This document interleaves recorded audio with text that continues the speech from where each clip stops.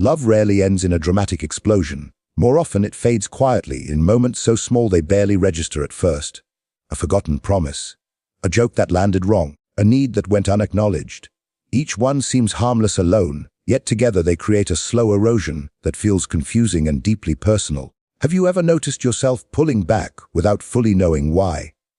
Have you ever felt disappointed, but told yourself it was not worth mentioning? Have you ever realized that the distance between you and someone you love grew in silence, not conflict? This is how resentment usually begins. Not with anger, but with restraint.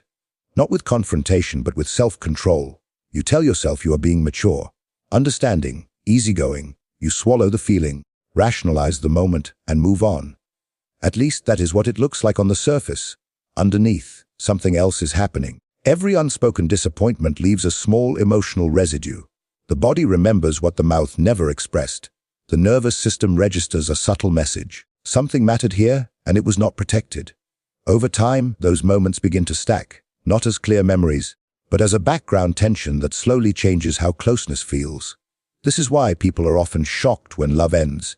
There was no obvious betrayal, no single moment that explains the outcome, just a growing sense of disconnection that feels impossible to trace back to one cause. Silent resentment thrives in relationships where emotional suppression is mistaken for harmony.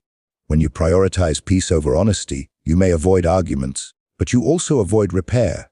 Each time you choose silence over expression, you teach yourself that your inner experience is less important than maintaining stability. That trade-off is costly. Resentment does not announce itself loudly. It shows up as emotional fatigue, as sarcasm that feels justified, as a subtle withdrawal of warmth. You still show up, but with less presence. You still care, but with more caution. Love becomes careful instead of open. The most painful part is that this process often happens between people who genuinely care about each other.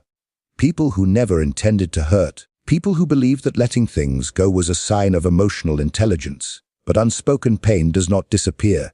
It transforms. It becomes distance that feels unexplained, irritation that feels disproportionate, a sense that something is missing, even though nothing obvious is wrong. This is the silent resentment effect. And once it takes hold, love does not die suddenly. It slowly suffocates in the quiet space between what was felt and what was never said.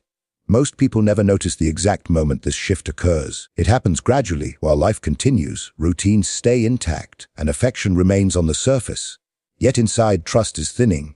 Emotional safety feels conditional. And without realizing it, both partners begin protecting themselves from a hurt that was never given a name. That unnamed hurt quietly reshapes love long before either person understands what has changed inside the relationship. To understand why small disappointments carry such weight, we have to look at what happens psychologically when emotions are suppressed. When something hurts and we choose not to express it, the body does not interpret that as resolution.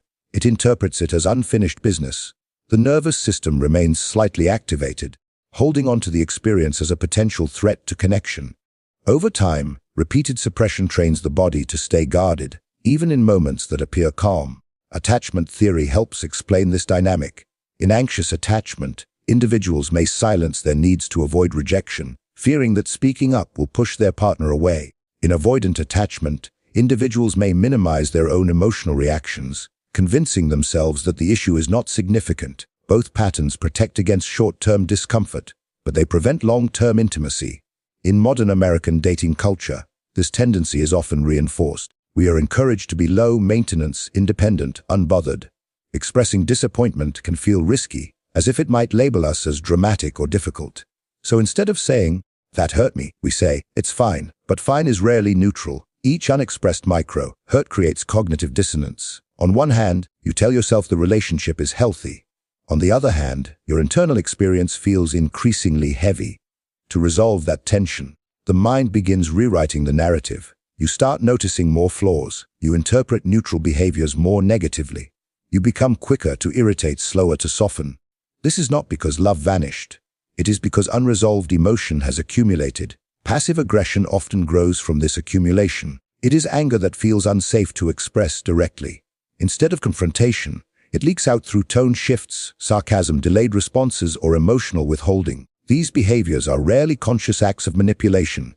They are defensive adaptations to feeling unheard.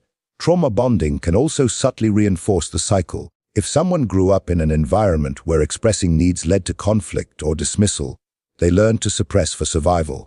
In adulthood, suppression feels familiar, even responsible. The discomfort of speaking up may feel greater than the discomfort of staying silent. Yet silence changes the emotional climate of a relationship. The partner who is unaware of the hurt continues behaving as usual. The partner who is hurt continues carrying the emotional weight alone. The gap between intention and perception widens. Eventually, the relationship becomes defined not by open hostility, but by emotional distance. Conversations remain functional. Affection may still exist, but the ease is gone. Each person senses a subtle tension without fully understanding its origin. Small disappointments matter because they are signals. When acknowledged and repaired, they strengthen trust. When ignored, they weaken it. Love does not collapse under one catastrophic event. It erodes under repeated moments where vulnerability is withheld and understanding is postponed. And the more those moments accumulate, the harder it becomes to remember how openness once felt between two people. Over time, even kindness feels cautious, and laughter carries an undercurrent of strain that neither partner fully names. Awareness begins with an uncomfortable realization. Resentment is rarely about the present moment alone.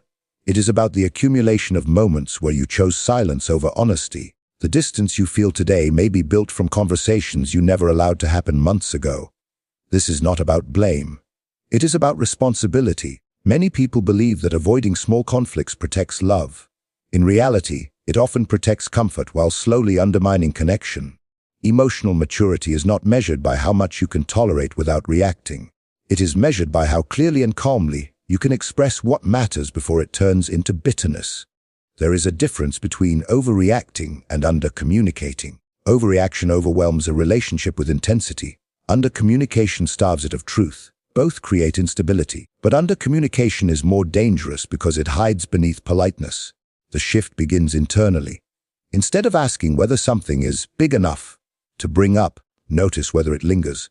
Lingering emotion is information. It signals that a boundary was brushed against, that a need went unmet, or that an expectation was unclear. Addressing it early is not dramatic. It is preventative. Healthy communication is not about constant confrontation. It is about timely expression. Saying, "When that happened, I felt dismissed," is not an accusation. It is an invitation to repair. Repair strengthens intimacy because it demonstrates that both partners are willing to protect the emotional fabric of the relationship. This requires regulation. If you speak from activation, your message becomes attack. If you wait until numbness sets in, your message becomes indifference.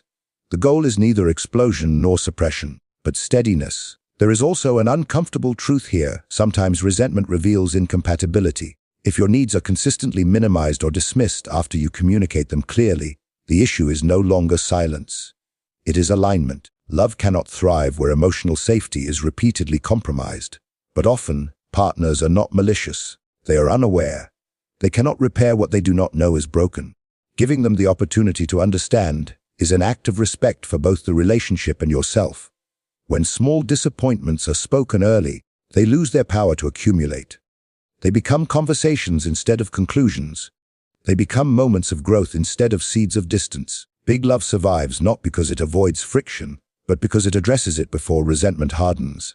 Openness keeps the emotional air circulating. Silence traps it. The quiet courage to say what you feel, calmly and clearly, protects intimacy more than pretending everything is fine. And in the long run, the health of a relationship is determined less by how much you love each other, and more by how willing you are to speak before silence begins to speak for you.